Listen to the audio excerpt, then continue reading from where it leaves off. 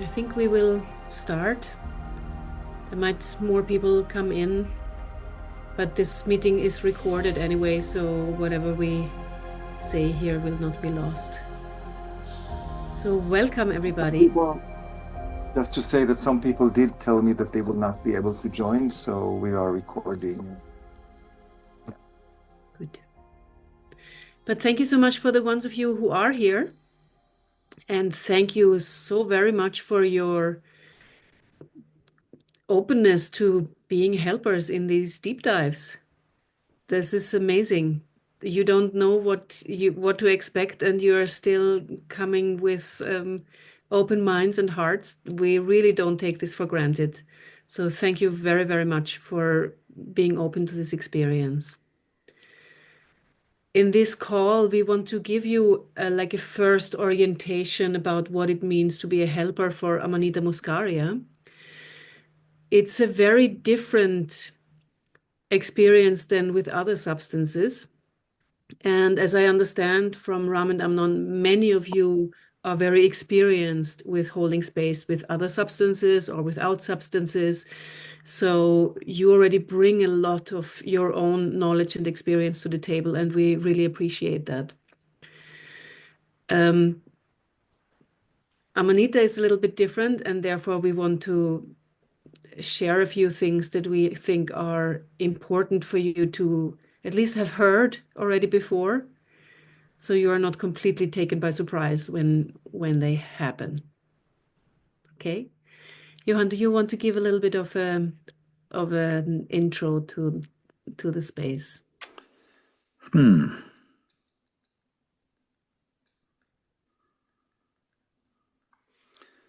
Yes, so to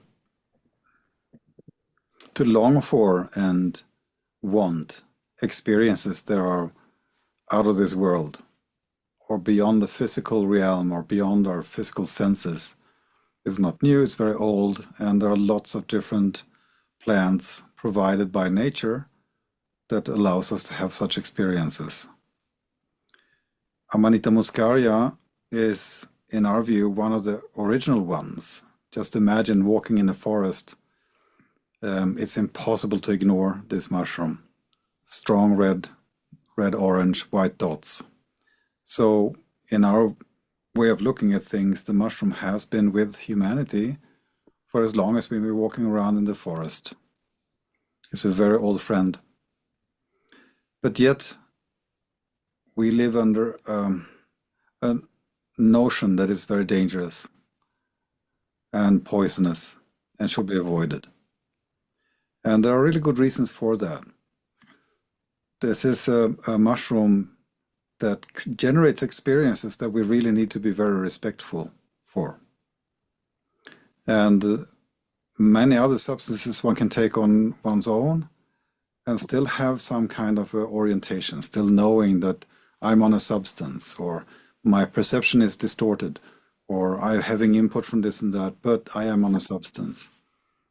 With Amanita, that awareness is not really there. It might momentarily be there, but then it's gone again. It's called a deliriant. It's a substance which basically sedates your personality and everything that goes along with it. So you find yourself being someone else. You find yourself being something more deeper and more essential in you. And that can be very confusing if you are highly identified with your role in the world, the roles that you play during the day, your name, your achievements, your academic title, whatever it might be. When all that is gone, then it's only essence left. And essence can be bewildered, it can be confused, it can be very childish, it can be quite needy. And if your body is left without you, if you go so far in the experience that your essence is also not present, your consciousness has left the room, then what is left is your body. We call it the pet, our little pet. that we have to feed, we have to shower it, we have to care for it, make sure that it doesn't have so many diseases. And in a deep dive with Amanita muscaria, we have to make sure that it stays alive until the owner comes back. A deep dive is, in our experience, a 12-hour journey, a 12-hour experience. Starts very slow. Some people start to feel an effect already after half an hour. But in general, after 2 hours, most participants will be in this altered state. And there are many things that happens in the altered state. And it goes in waves. And the progression is sometimes quite similar between people, but for others it's not matching at all. The dosages are varying a lot. Even individuals can have different doses in different time periods, and it's very unpredictable what is happening. But as I said, in general, we see how your personality is sedated. And we can see how people are going into a theta brainwave state, a dream state, a hallucinative state. Some people, they go into a sleep state. They basically have an experience where they're lying on the mattress and they are dreaming quite deeply. Others are more interested in being active in the room, talking, moving about, going places. And then we have a few outliers, maybe 2 to 5% of the people becoming very active, or rather their bodies are very, very active.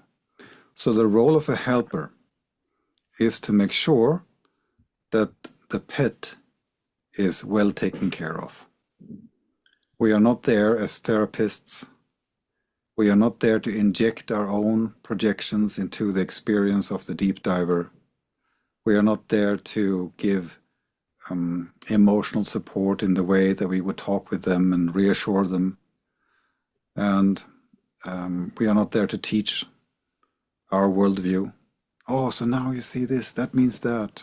And so we're only there. The main purpose to be there is to make sure that the pet, the physical body, is being cared for, that it's brought to the toilet if needed, that it's turned around if it's lying too long on one side. If it needs to purge and vomit, that there is a bucket and helpful hands there to clean up. If they need assistance, they usually are instructed to raise their hand, and then we come by and ask, how can we help? So in other settings, in ceremonies or other substances, the therapeutic element can be quite important. But in this setting, it might be more disturbing than anything, because in a hallucinating state, if you hallucinate, any input becomes part of the hallucination and aggravates it and makes it more complex, complicated, and involved. So in a way, we are quite passive as helpers, as sitters. We are not there as therapists, as I said, but also we have to be very attentive to how the body is doing of our little diver, of the participant. Are they getting cold? Are they getting too warm? And there are certain things that will happen in the deep dive that we know now, since we've done it so many times. For instance, there can be an increased salivation. So saliva is running out through the mouth. People are swallowing and swallowing and swallowing, which is normal. It's a reaction to the muscarine in the mushroom. And there might be vomiting. Sometimes obviously so, sometimes not at all obvious. You might only see that the body is swallowing intensely and then swallowing intensely again, but there's no other activity whatsoever to indicate that someone is vomiting. The body temperature can go down a little bit. It hibernates. We have measured the body temperature down to 35 degrees with some participants in a warm room. And what other physical issues, Mariana? What Amanita does, it kind of interrupts our brain's perception of time. It brings like an interruption, like almost many people experience it like a rhythm of interruption that comes in, or thoughts speeding up, or something is interrupted. And that is like bringing us out of this perception of time and space into a more, we could call it a now state. Some people really experience it as being here now, like really now in the eternal now. Others, they go more into this in between layers of consciousness or so. But what that physically means is that the body could really shut down. So somebody could hold a glass and then suddenly the hand just opens up in the glass, or they even throw the glass away, or they feel like they have control and maybe want to go up to the toilet or so, but then they just fall down because the body just completely gives up control. So what we as helpers need to make sure of is that we are always there when somebody needs to go to the toilet. We go with them, and not just like holding their hand. Wait, Muti, what are you saying? I prefer visuals, lack of understanding. The thing is, the reason it's visuals with lack of understanding of it doesn't mean it's enhancement. So it's just mismatch.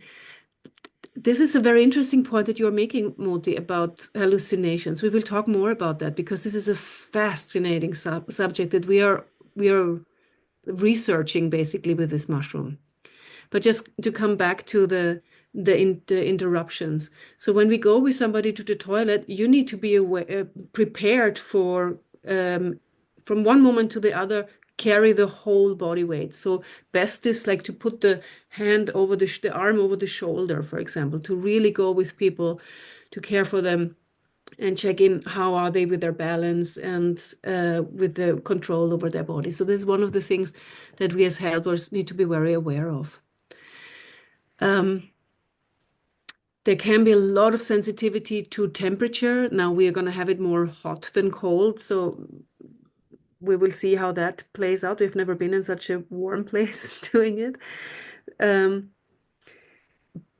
But what Johan was describing now, and I think what is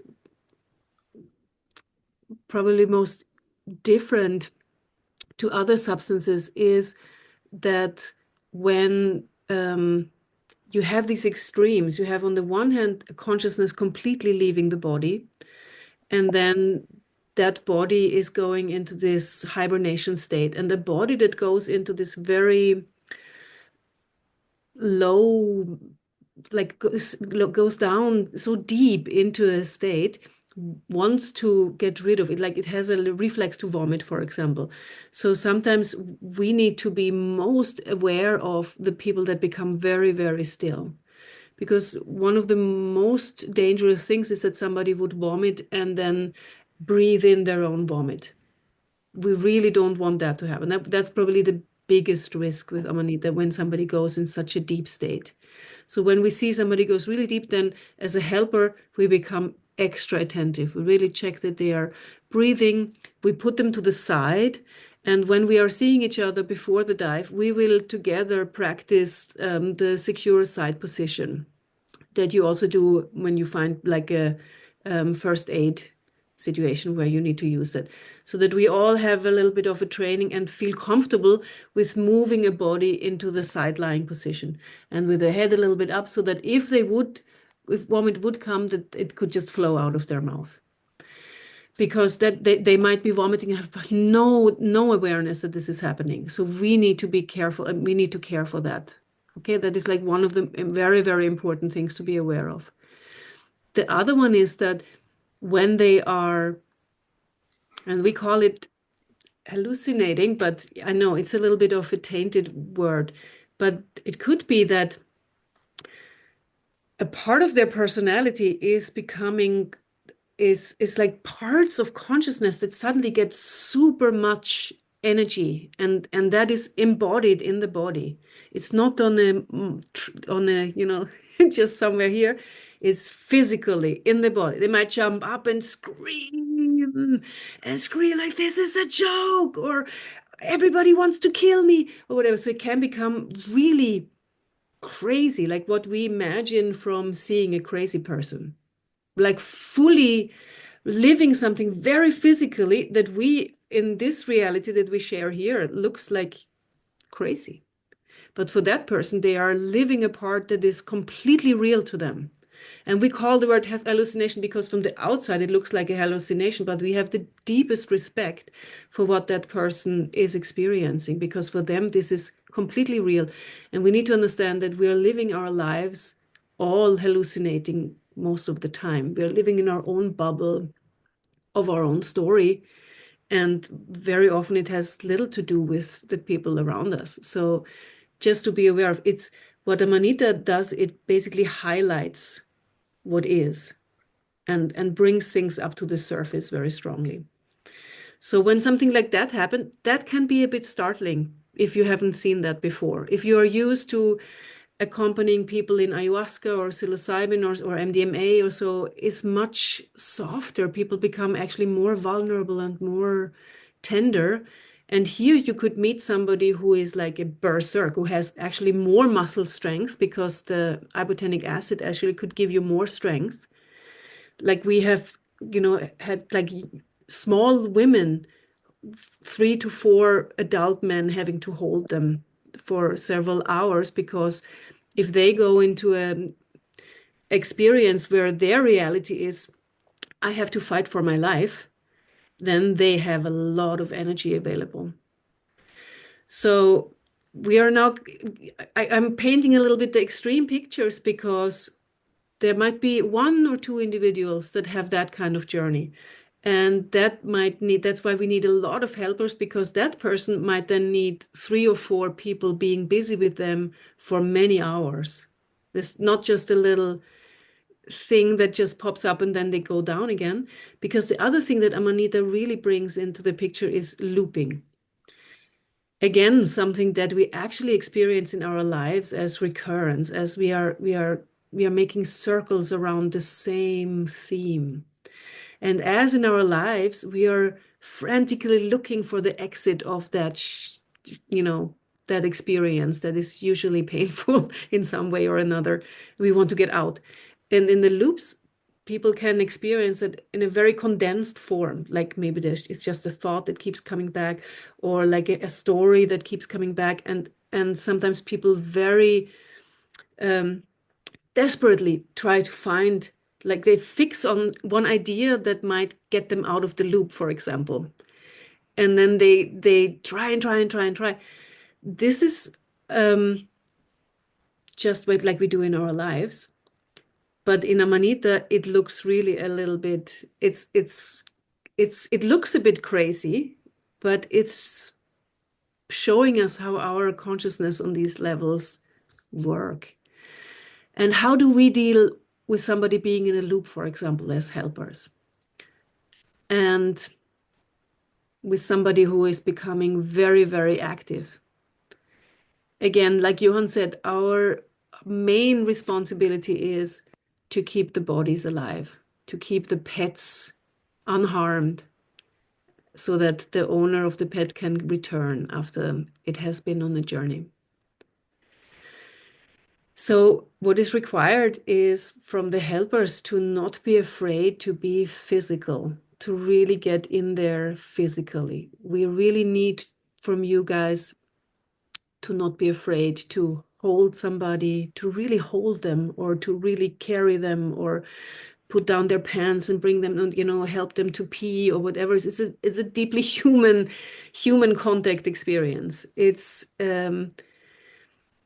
and as Johan said, to not try to therapeutic people, because we have no clue what they are really going through.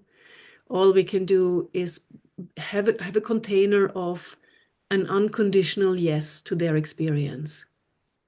Just being a yes. And like you would with a child that wakes up from a nightmare and is still in the nightmare, you are kind of like joining, but not with putting more gasoline into the, like, oh yeah, and like feeding their story, but joining and being with them where it's real for them, just to guide them back to maybe their mattress and to closing their eyes. We want to have people as much as possible in the state of having eyes closed and going inside, because that is where their actual transformation is going to happen. But sometimes that's not possible for them. And then we're going to be with them until they can go back inside. Okay? I just invented a new term, Mariana. Yeah. We all know what babysitting is, right? Yeah. We are body sitting in a Yeah. way. So it is going to be quite startling for most of you, because hallucinating or delirium is not so common. When people are doing other substances, there's a part of them that you can communicate with. There's a part of them that know that they are having taken a substance. But someone on Amanita, they don't even know what year it is. They don't know their own name. And they might be walking on Mars, or they might be in New York City, relating to things that you can't see or be aware of. And it is truly hallucinating. It is delirium. There is normally not psychedelic visuals like enhanced colors or patterns or fractals or something like that. Something rare. Some people do see it, but that's not what this trip is about. It's not so much that it interfere with our perception of reality. What it does, it brings us into our core, past our personality, and sometimes even past our essence. And in those states, you can either be busy what is part of your subconsciousness, and there are traumas there are good memories, there are bad memories, there are understandings, misunderstandings, or you can maybe go into the other direction, which is our superconsciousness, where there's heightened states of awareness, higher elevated states of consciousness, where people can go so far as so they can see how the universe is breathing. It starts and it goes to an end. The stars go to the breath of Brahma. The place from where religions are started, really. People can actually go there and have their own experience of these states. The wheel of time, the eternity, identify with the eternity.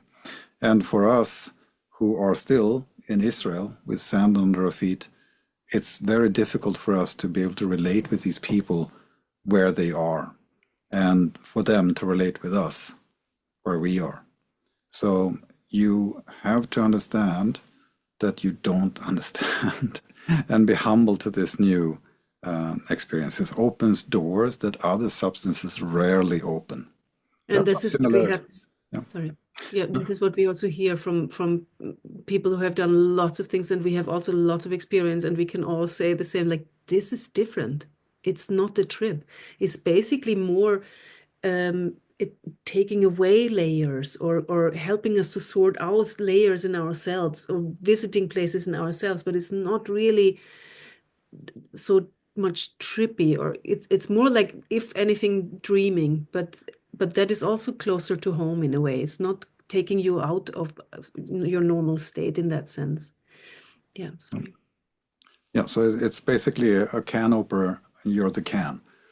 You are confronted with you. There are no other entities entering into this experience. There is no opening in the astral world for astral entities who would love to interact with people on a trip. But here's nothing like that, because you're in yourself and you're so deep, no one has access to that. People might identify as different types of entities. Up in the north here, people often say, I'm Jesus, or I'm Christ, or I'm God. It's going to be quite fascinating to see what Jewish people will identify as, if anything. So this is, from our side, super, super interesting. Where will you go? What is your super consciousness in Israel? So, can I come in more? Sure.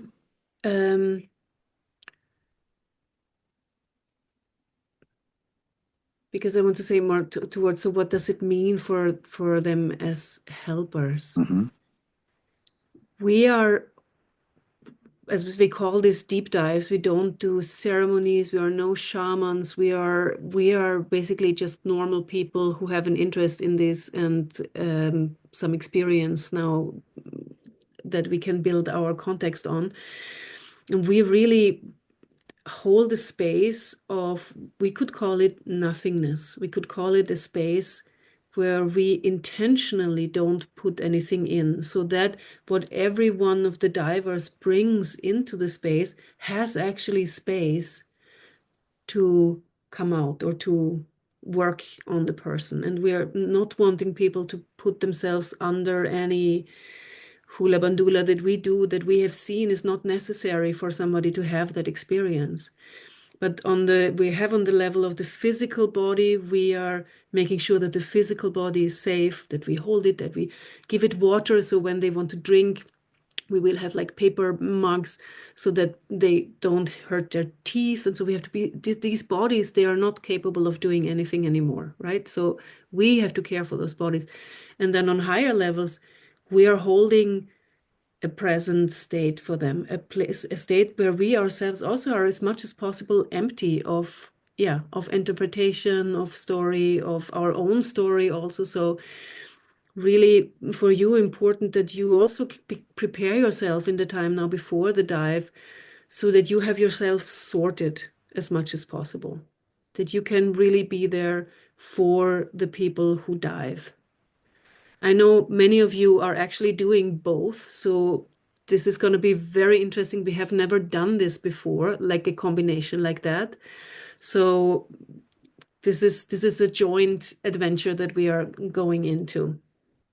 But know that even if you come just as a helper, treat it as if it was your dive, because you will also benefit tremendously from this experience for your own journey, because we are opening a very vertical channel where some sort of ascension or deepening can happen and is invited to happen. And we want to interfere as little as possible with that. Yeah, so if you don't have anything to do, if you're not busy with somebody, then your task is to go into the nothingness or into a space of holding space. And I know that many of you know how to do that, and you have your own experience with that. So yes, please, we want to have a really strong container, and with intention and with presence and love. Okay. And usually the people that are very calm, people don't think that they need attention, but those are the ones we have to keep an extra eye on. Because if they are in a coma state, they will not be able to turn to the side when the body needs to vomit, which means that they might vomit while lying on the back and swallowing it down, or maybe even breathe it in. And vomit in the lungs can be quite dangerous. It can even be suffocating. So the people that are really, really calm and lying still needs just as much as attention, maybe even more, than the ones that are running around screaming. Mm-hmm. Yes. And then we have the situation that there are sometimes cases where people wake up in like a panic. There is like a part of their personality that becomes aware of dying, because the mushroom actually is deadly for the personality, for those layers of us that we have identified with, that we think this is me and this is my story. Those parts are, gradually being, put to death by the mushroom. And there are sometimes somebody wakes up and they feel like, oh my God, I'm in a death cult. You people want to kill me. And you can see pure paranoia in that person that is then suddenly sitting up or standing up and have that. And I had that experience in one of the first dives that we were holding, where there was a guy, and I had contact with him before, and he was all easy and joking and fun. And then suddenly he woke up, and I came up to, he sat up and I came up to him, and he was like, now I understand what you guys are doing. And then like, while I was listening to him, I could actually just see his paranoia coming through, like pure fear, that because he thought that we are going to kill him, and that we are a death cult and we are killing everybody. And I was so open and so not prepared for this, that his fear, his panic was just right into me. And I got really, and then I was doing exactly what was really feeding his story, which was like, no, calm down, everything is fine. Like exactly what one would do if we were a death cult, right? And then it was like, no, we're not trying to kill you. So What you do in such a situation, first of all, if it is an overwhelming moment for you, see to that you find somebody else of the helpers that can step in, because usually there's somebody else who has no problem with the situation because they are not triggered or they are not vulnerable to whatever they are confronted with. So when you feel like, oh, this is scary for me, look for somebody who can replace you. Okay, you don't need to sacrifice yourself for situations that are feeling like too much. Okay, you really need to. Sorry, there's a child screaming out here. You really need to listen to yourself and care for yourself. Okay, so. But then what we do is, what is really helpful is to orient somebody in the here and now. We can go to the people and we tell them then, this can happen and you're in an Amanita ceremony or in an Amanita deep dive, and it's so and so much time now. And look, like we really bring them into the here and now. And even if they are not fully registering, it's still speaking to some part of the consciousness and has an orienting effect. Okay, instead of trying to calm them down in their story, which they will just use to feed their story, we go down to a more physical level of orientation of, so you're here now and this can happen and instead of so and so much time. And we will also tell that to the divers so that they also have heard that already before, because somewhere in the consciousness that registers, even if they can't use it in the moment. Okay, but this is how you would deal with somebody who gets into a fear state, for example. And then it's also just really like physically, helping them to be safe. Yeah. So we will, of course, inform all the participants beforehand how to interact with us during the deep dive. For instance, if they need help, they raise their hand. And if we feel that we need to check in on people, we walk up to them, we might put our hand on their arm, on their chest, on their leg, and we have all agreed upon beforehand that that physical touch and that interaction is okay. So that you can check in with people by your touch. If it is so that usually a couple of people that become very, very active, but in a way that they themselves have no control over. It can be so, for instance, that the owner is gone and the pet has stored trauma in it, physical trauma, and the pet is doing whatever it can to live this out or work with it or be very stressed. We might have to pacify some individuals, which means that we might have to tie them down, literally, tie them up. The shamans that we have spoken with in Eastern Europe, Northern Eastern Europe, they usually just lay down on the participant or the person that is going through those states, but they have to lie there for hours and hold these people down. And to make things a little bit better for us and to avoid the flailing arms and the potential harm people can do to themselves and others, we basically just wrap them up a little bit. And all this will be presented to the participants before the dive, so that it's not a shock to them that they suddenly might get tied down. And we only do it for as long as it's necessary. And from when we have had to do that, the people that have been tied down, they were usually actually afterwards reporting that they were grateful for it, because they actually didn't want to hurt anyone. Like afterwards, they were glad that it didn't hurt people more, or that it actually felt it like helping them to relax. Because sometimes really they can become aggressive, like they could actually hit you and it comes out of nowhere. So this is something that is a little bit to be aware of. That's when somebody gets in this agitation, they might become very calm, and then very explosively, suddenly they jump on you, or they hit, or they try to run away, or something like that. So for these things, I really am asking the strong men to move forward in the lines and look at this really like this can become like a physical situation like that, where you have to really contain somebody that is physically trying to fight you because you are the one standing there, right? So, or try to run away or something like that. But we were thinking in the beginning, to do this in the desert is amazing, because then we can let people run. They can't run so far. But Egypt is just a few stones throw away from this location, so we don't really want people to cross the border and cause an international incident. Anyway, so we don't want people to run away. We have to make sure that they are cared for, even if they are strongly hallucinating. And you might now think to yourself, oh my God, I'm not going to do this. This sounds completely crazy. Why? I see some of your faces and I'm like, oh my God, what are they talking about? Oh God. Yeah, it sounds really crazy and it looks also a bit crazy sometimes and it can be challenging. So we don't want to paint a rosy picture. Of course, it doesn't happen all the time. It might not happen at all, but we want you to prepare for the surprise because we usually have a surprise. In every deep dive, there is some sort of surprise. And just for you to know, so why does that make any sense? Why does one let people go into their loops and their hallucinations and their trauma or whatever?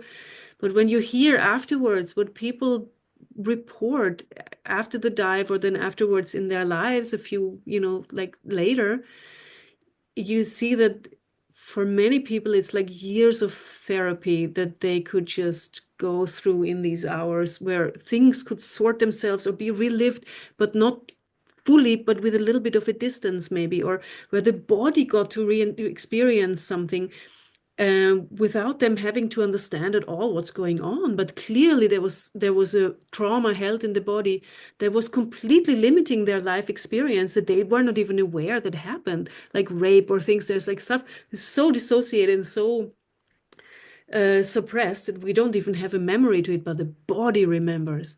And we're getting a chance to unravel at least a portion of that stuff. So it does make sense. We usually in a dive have the feeling like, why are we doing this? This is completely crazy. But then afterwards, we are seeing what happens to the people. And then we are like, yeah, okay, we understand why we do this because it actually makes sense. Just to be aware of that.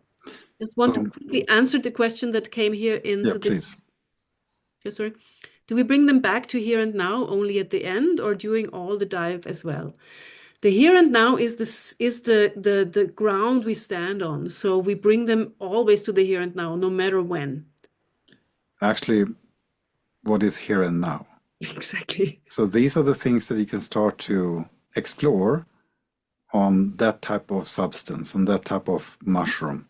Because as much as we are convinced that this is the correct place to be in, we are now in time. And time is an illusion. It's not existing. It's not a factor in the universe. It's a perception that we have of something that is progressing. And this has to do with how our nervous system functions. One thing and then another and then another. It gives the illusion of time. But the reality is that we are only in the ever-present now.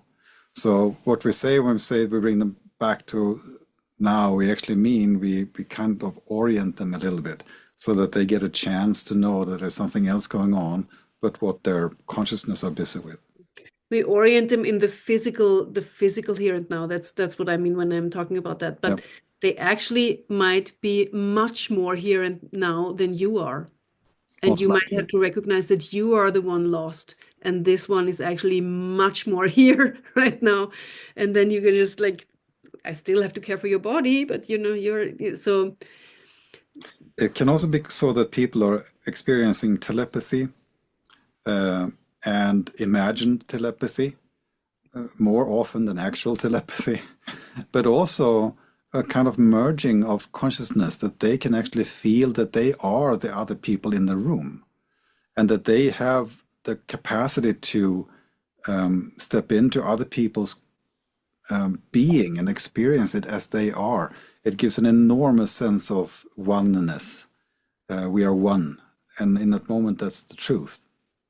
It can be hard for us to relate to. So now we've scared you enough, I think. Now all of you are thinking, okay, where's the cancel button? Right. I think I'm busy on that weekend. We have met so many people. They come to us and say, oh, I've done so and so many ayahuasca ceremonies. I've done Iboga and the frog's cousin and everything. And they are so psychonautic egos. They are really established themselves as someone who has progressed far in this field, and they can handle anything. Yeah, it's just another mushroom. That's going to be interesting. But it's really a different animal. And I believe that all of you will actually have a deep respect of the states that has opened up through this mushroom after you've seen it and experienced it for yourself. And the way we we might be exaggerating, not exaggerating, but we might lift up these extremes a little bit more prominent, just to shake you into the reality that, hey, you have no clue about what this is. And even afterwards, you will not have a clue, but you will know more than you know now. And this humbleness is very important when you are with other people. Just as you might need to have someone to hold you when you're crying, the participant might benefit from that too. It's not that it's our job to go in and be part of their experience, but we can be fellow human beings. We have a heart, we have warmth, we have care. And if we just instinctively do those things without too much reasoning, we're always doing the right thing.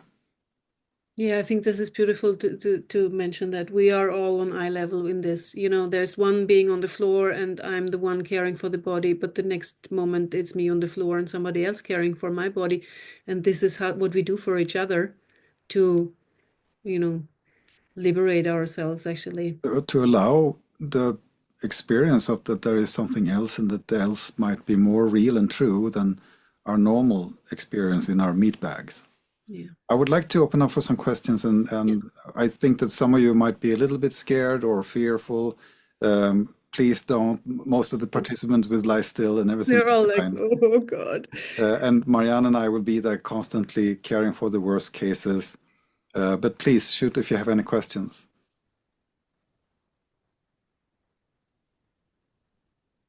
I'd like to ask a question.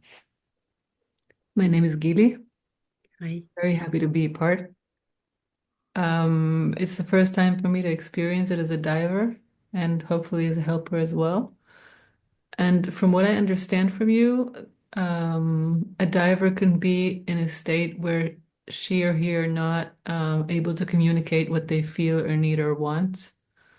And I'm wondering, as a helper, how we can be attentive to realize that the pet wants to purge, or because I understand that some people will not be able to raise their hands and ask for help.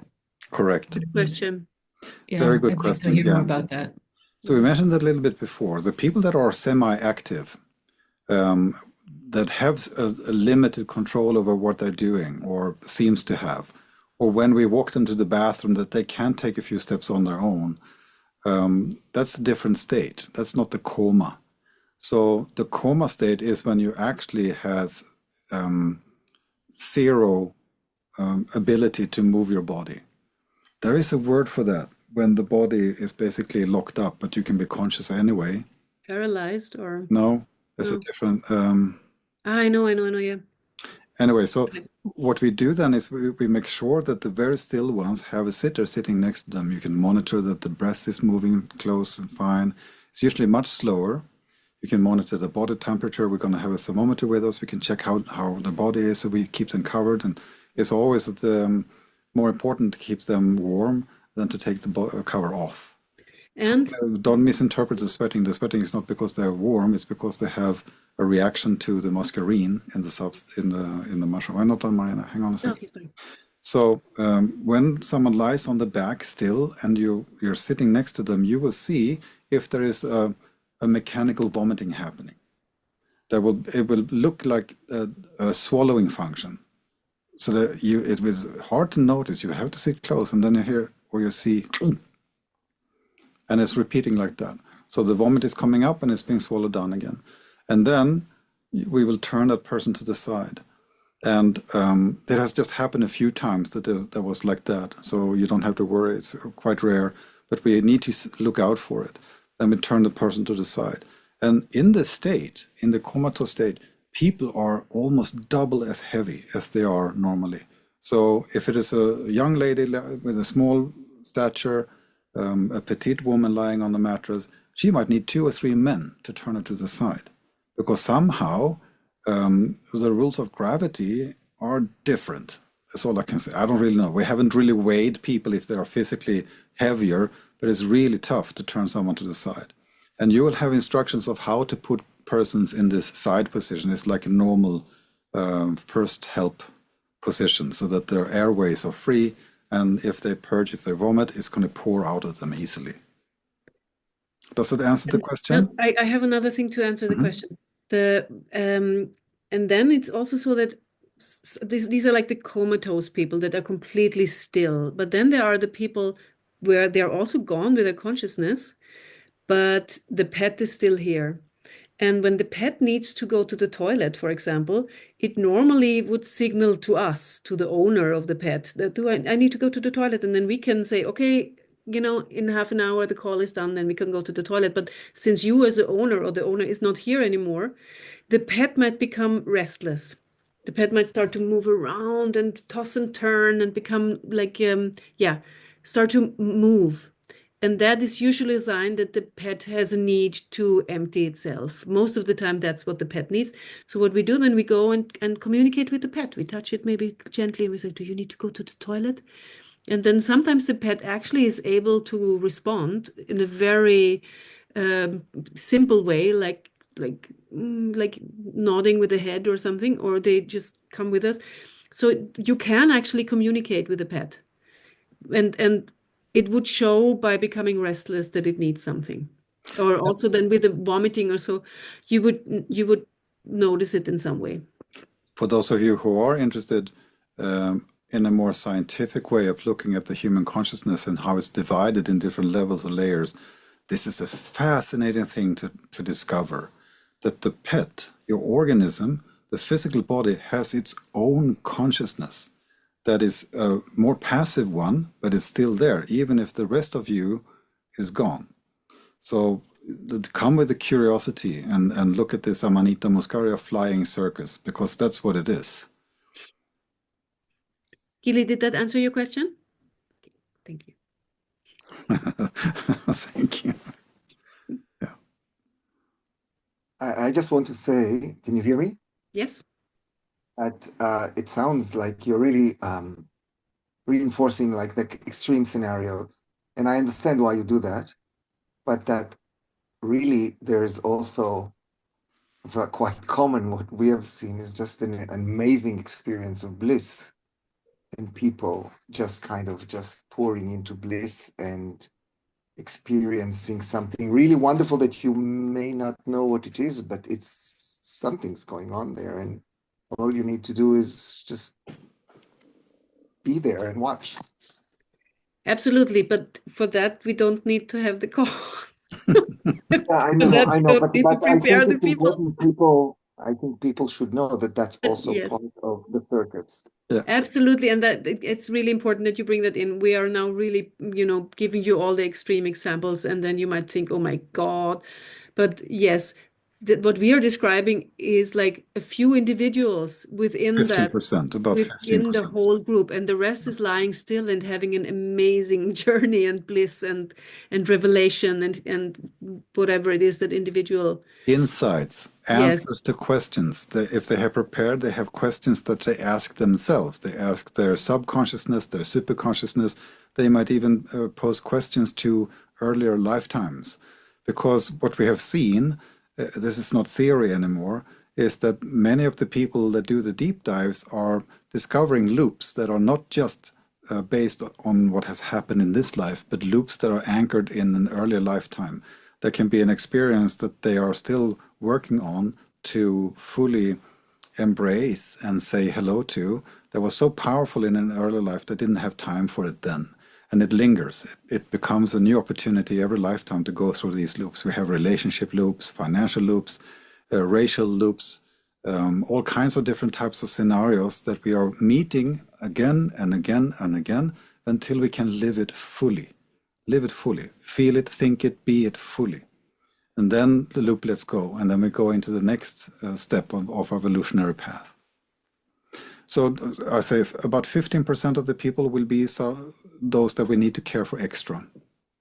So that means that 80%, about 80-85% of the people will be very easy to care for, relatively easy. And Marianne and I were there for those who are the cases that are a little bit stronger or more animated or louder. And if we need to, we will use that plastic wrap. We wrap people up a little bit so they can't move about too much, they can't harm themselves or others. And usually that is very calming for the individual. And we are staying in touch with them as much as we can. And then we have this question, yeah, but if someone is really disturbing to the group, and there are so many lying in stillness and they have the inner experience, shouldn't we try to remove these people or make them quiet? And yeah, that's an interesting idea. And if it would be possible to keep them quiet, we would, but it is not. We can't make people quiet. So if there is someone that is extreme, we might move them away a little bit from the group area and find a different area where this individual can get special attention and special care. Maybe 2 or 3 sitters goes with this person to a different place, so the loudness is not so strong. But Marianne, can you talk about the bus ride and the significance of each one's experience? Well, yeah, I'm not. Okay, so I'll do that. Yeah. So we are all walking in, we're stepping into a bus together. It is, as much as it's an individual journey, an individual experience, it's also a collective, a group experience. And magically, auto-magically, the groups are constructed in a way that somehow, in some kind of divine intervention style type of way, the stories are intertwined. The individuals are connected somehow. And it makes sense that this specific group of people are doing this specific experience together. And that will also be clear to you when you hear the Sharing in the beginning. well, when you hear what people report afterwards, Yeah, because someone else's experience played a crucial role for someone who was lying in stillness.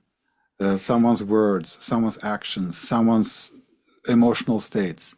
Yeah. And therefore, we allow the craziness. If we were pure scientists, we would say, well, we have to isolate everyone in their own room so there can't be any interference, blah, blah, blah. But then we are missing an extremely important element. And you can trust that the people with whom this has nothing to do, they will not notice. They will be. We have had people completely freaking out in a room, and somebody was lying there and had no idea that that happened, while somebody else was really triggered into their own process. So we have full trust that whoever becomes aware of what's going on needs, has its own part of, this kind of story, or it's okay like that. So you can also trust that we don't need to stress around about keeping people quiet or so. Yeah. So we're talking about things from the perspective of a helper. What is your role? What are we counting on you for? What would we need? What do we require from you to do? And by painting this picture of all the different crazy things that can go on, you can be more mentally and emotionally prepared for the circus when it's let loose. It might be a wonderful spiritual, tantric, Buddhic stillness event, and there might be a little bit more liveliness. And I think we can wrap it up soon and give the word to Ram and Amnon for organizational things. I just want to mention one last thing that is important for you guys also. Please understand yourselves as a group of helpers and that you are not alone. And when you feel like you need a break, you can take a break when it's possible, but usually with so many people as helpers, it should be possible. But you need to always then communicate to somebody else who is in the room to where you are and where you're going, so that we can go and find you if we need you. Don't run into Egypt. Don't leave the premises. and if you notice that you really need a break, so please listen to yourself, care for yourself. This is really important for the whole. It's not supposed to be so that you have to sacrifice yourselves for these divers. It's really is important that you listen to your own body and your boundaries and what is right for you. Yeah. Okay. But communicate, please. Don't just walk away and say, I have it enough. I would like to bring up a question. To bring up a question that we have been thinking about, and maybe just to speak it out, is that some people will be diving, and then after the integration, they will change role and become helpers. Other people will have been helpers, and then, they switch role and become divers. So what are your thoughts on this? It's like also in terms of the Saturday, which is the switch day between the two sessions, is going to be a very long day. and you know, it could be quite tiring for some people, particularly if they're also fasting, because they will be taking the dive in the day after. Could I think you?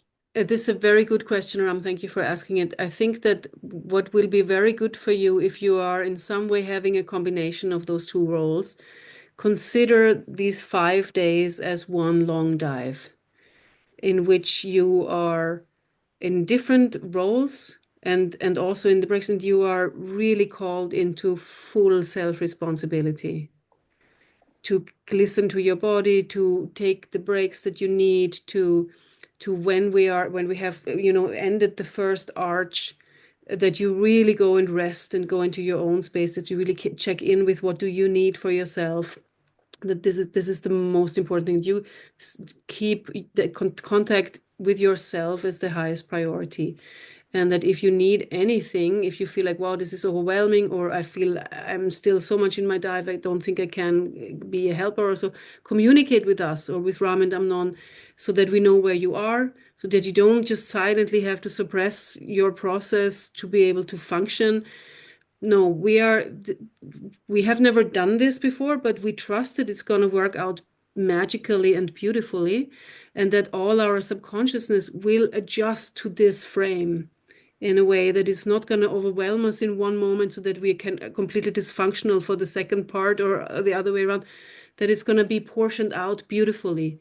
But just consider it not like, yeah, but I'm the participant and then I'm just a helper, because helping is just as much a deep transformative experience as is diving. And then you just have those two sides of the same coin, and consider it a big whole in which you are finding your own rhythms of rest and activation and going in and then being in contact. But in general, be very, very gentle with yourself and very much considerate of everybody else being in somewhere in a very specific space. Coffee is allowed, so you will have access to the sleep killer coffee, and please use it if you feel like that is something that is okay. We ask Yeah, you to green not, tea, yeah, or don't whatever. use any other substance, please. We don't know what the combinations effects might be. And also when we are in the deep dive, I ask the helpers to not use Amanita muscaria, because it might be unpredictable for you. You don't know how much if you normally take 3 grams as a microdose or so per day, 3 grams during a deep dive might be very different. I myself do not take any Amanita muscaria during the deep dives, and I still feel the effects quite strongly. So there is something there's a non-physical element to the deep dives. If there's anyone working with quantum physics or field theory, please, tell me what's going on, because I have no clue. But people just have to be in that field to feel the effects. Yeah. Several set of I have clothing. another question. Yep. It's okay. Nobody else wants to ask a question. Shai, you want to? I can go after you.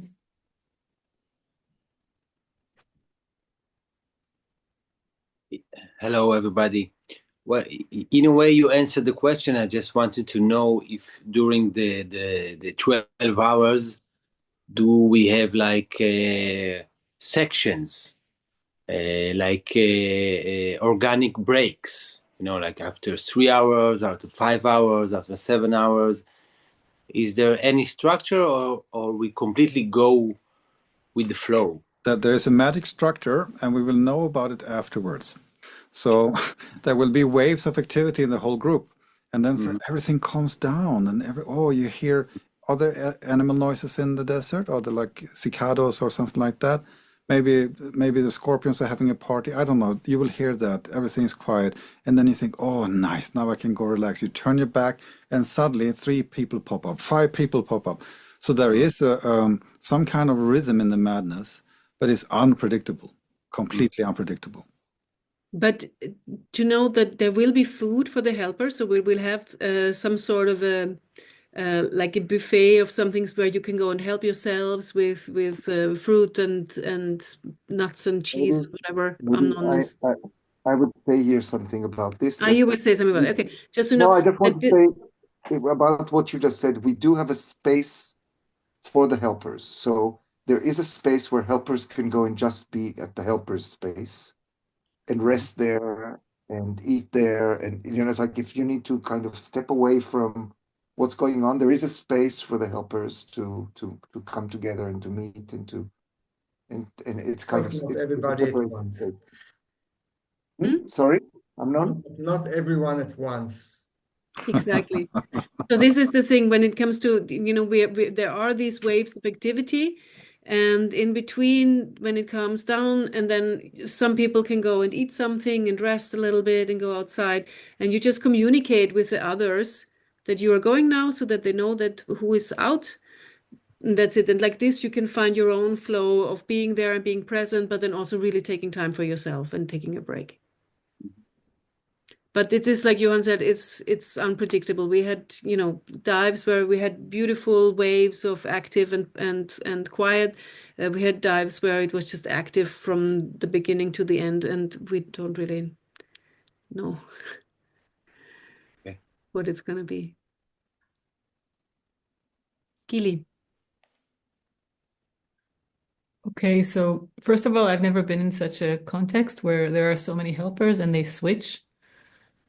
And I'm just thinking, it sounds to me like it could be very, very sensitive. When you're lying there and you don't have control over your body and you need help going to the bathroom as a participant and as a helper to talk about things, about safety, about touch, gender sensitive issues. I think there's a lot of trust required. All of us are diving into this with a lot of trust, but the whole context of having so many people around touching you, holding you down, wrapping you, taking you to the toilet. I'd want to hear something about, how we make sure that safety is something that we take care of. Should I, Mariana? Yes. So Marianne and I, our background is art of being. Art of being was something that Alan Lowen created, one of Osho's enlightened sannyas people. And the basis for that work is an absolute safe space where we have integrity, full integrity, and also full respect and full sensitivity. So everyone, your helpers and the participants, will get a little bit of a lecture, and we all have to agree upon certain things before it starts. If someone has an issue, for instance, it might be a woman who knows she's extremely sensitive to be touched by a strange man or whatever. That individual can then select who is allowed to touch her in what way, for instance. But we've never really had those limitations because I believe that is a general feeling of human heartfelt care among everyone, and that there's going to be divers and sitters and they're going to switch. That means that we are all in the same boat. But of course we have rules about privacy, that we cannot share name specific things about people that happens in the dive. We can share about our own experience, but we're not allowed to talk about other people's experience so that they can be identified. And of course, when it comes to touch, we are limiting the touch that is necessary to legs and to arms and maybe to the chest, and avoid any type of sexual or sensually sensitive areas. But for most of us, that's just common sense. And you have to understand that Marianne and I, we are holding space not just for the participant, but also for you as a group of diver helpers. And we basically have to keep an eye on the participants, but we also have to keep an eye on you. So we are holding space for you guys. And all these issues, we give space for that before we enter into any type of altered states so that they can be clarified. And so far, we've never ever had an issue about that. There might have been some incident before the first circle where people have been miscommunicating or misbehaving a little bit, but not after the first circle. What do you mean with the first circle? Before we sit together and start the process. Okay. Yeah. And maybe a note to that also, we will maybe something more to say to you helpers when it comes to touching people or so, that it is really clear that we do not bring in our own energy into the touch. So we are there caring, just caring. It's just a caring, present touch, whatever we do with people, even if they come towards us with a lot of eroticism, or because that can also come out, or very orgasmic states, or wanting to engage with you in some way. And you just stay in the caring, non-personal, physical interaction. There's nothing from us that we bring in, or we feel like, oh, but this person is going through such a process, I'm just going to stroke them a little bit. No, we don't do that. But we're going to be with them as brothers and sisters, just as caring human beings. Yeah. You're basically like a monk caring for the brothel. You are not engaging with your own erotic energy or your own pleasure energy. Some people are sneaky with this. Yeah, but I was only giving help. Yeah, but they were getting something out of it. And we are very attentive to these things. So we will talk about this. I think it's a very good thing to be aware of. And if any of you notice that something is going on which makes you question what's going on, you make us aware about it so we can check in. Right? But in general, I think it's really good to be aware of that. We, even though Johan and I are holding space, we are not mommy and daddy. You're all adults and you're all self-responsible, and we are creating this event together. And that we all contribute with our caring for the space, with our awareness of the sensitivity of everyone around us and our own sensitivity. That we're going to have such a good feeling about this, just from how this has been brought together now, and I have full trust in all of you. And it's really good to be to go into the self-responsibility. This is also what the mushroom kind of like supports in all of us.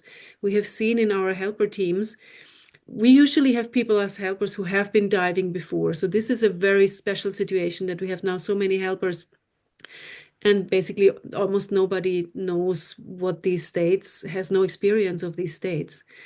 But even so, we have Ram and Amnon here, and we have Elisabeth here. She also has dived with us before. But what we see in the teams of helpers, there's a beautiful impulse for self-responsibility just emerging, where people are not so much looking for, oh, what should I do? And who tells me what is the right thing to do?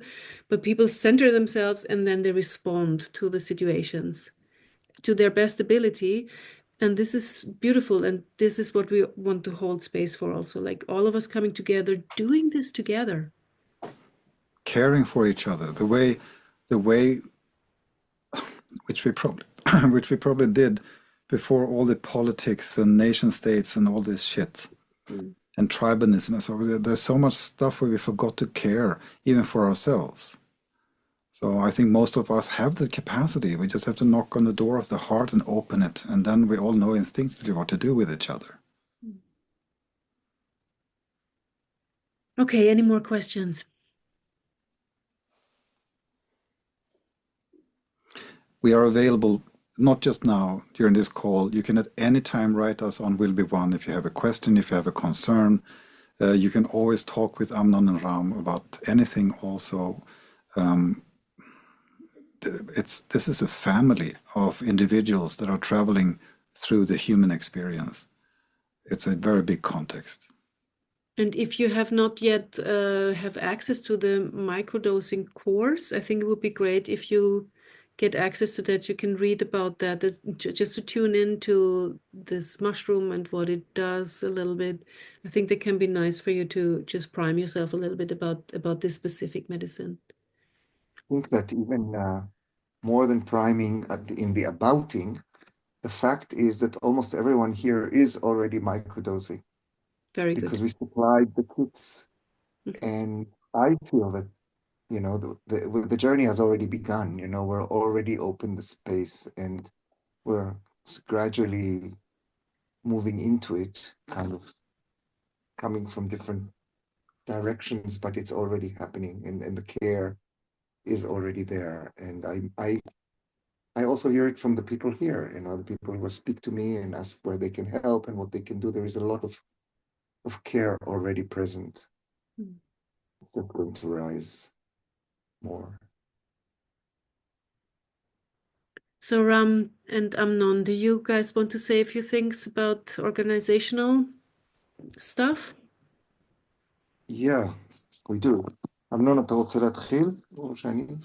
I will say a few things. First of all, during one more role of some of the helpers would be to help me basically to prepare some of the food.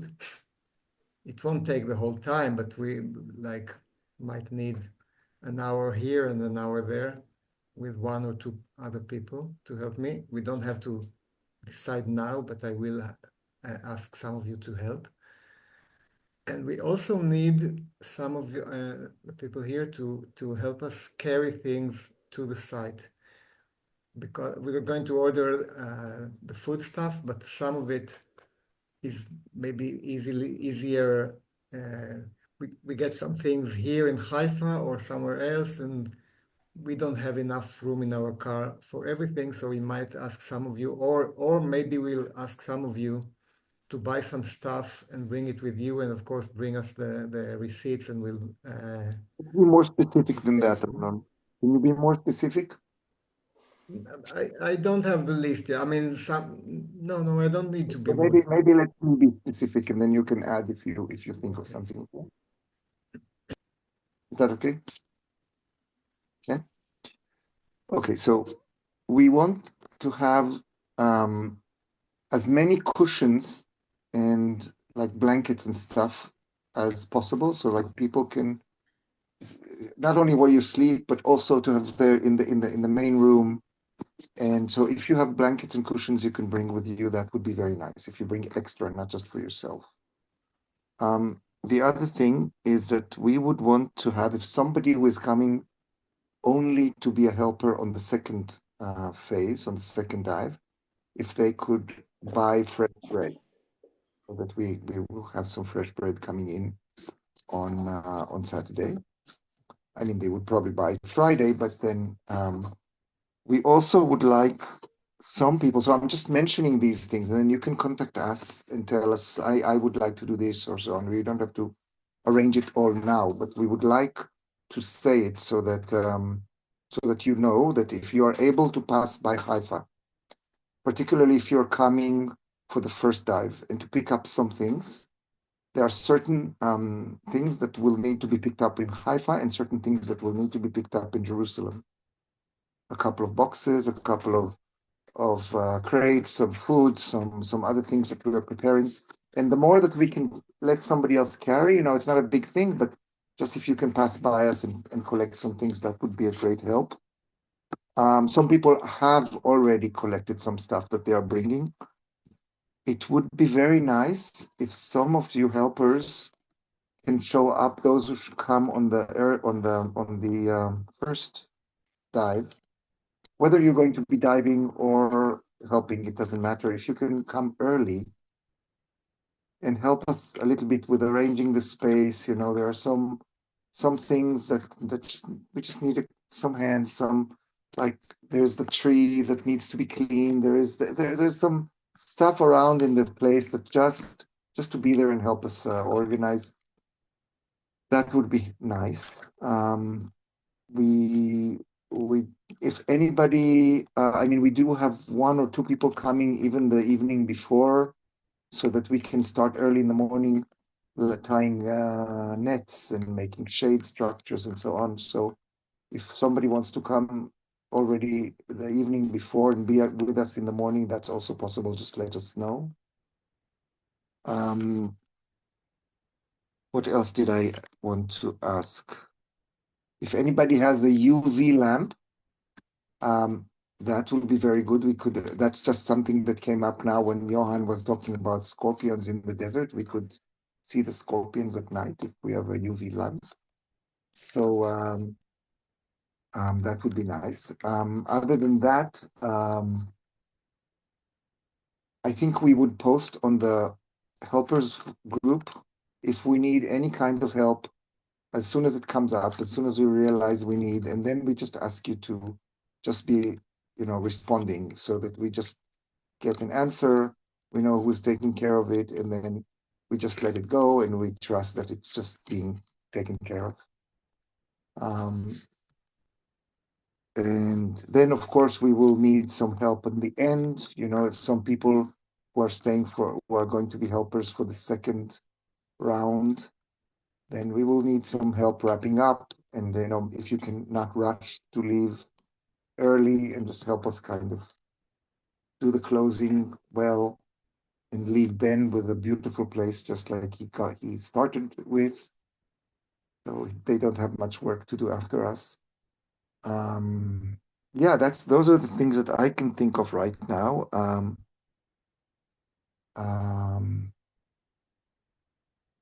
Ben, I have a few questions for you, but we don't need everybody for that. Anything else? No, I don't think so. I think we're that's fine. We'll just see what needs to be, in what things we need help, either carrying there or arranging there, and we'll ask people. yeah. We'll just write it in the group as it comes. Sure. And just to know, is there anybody that can pass by Haifa and collect things? Please, you can let us know as soon as possible. And also, there are some people who are not on the call now, but will be listening to this recording, and they might be able to do that. Yeah, I think that's it. I just want to say that it's such what you said, Marianne, about this being a 5-day retreat for those who are coming for the tour. I really got that it's really like we're really opening a space for care, for caring for others, and for being cared for ourselves, and like being very vulnerable. And there's immense beauty in that.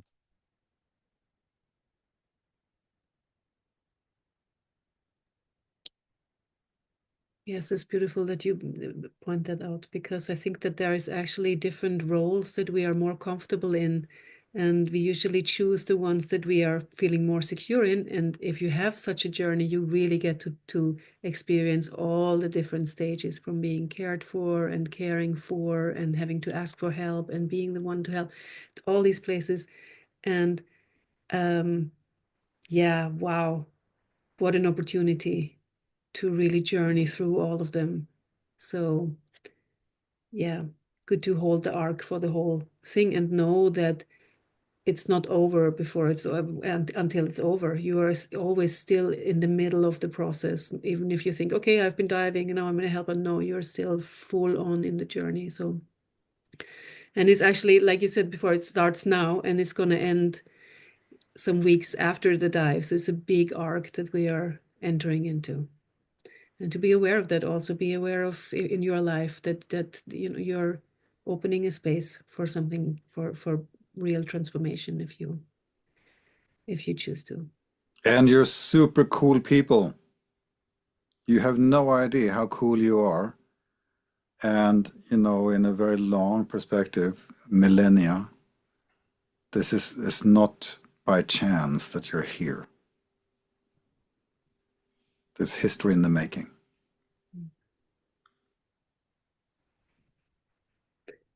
Okay, you guys, thank you so much. We will see each other very soon. Take care. Thank you very much. Reach out to Amnon, Ram, or us if there's anything that you need to ask more or say or whatever. And then we see each other soon, in 2 weeks. Take care. Bye-bye. Yeah. Bye-bye. Bye. Bye-bye.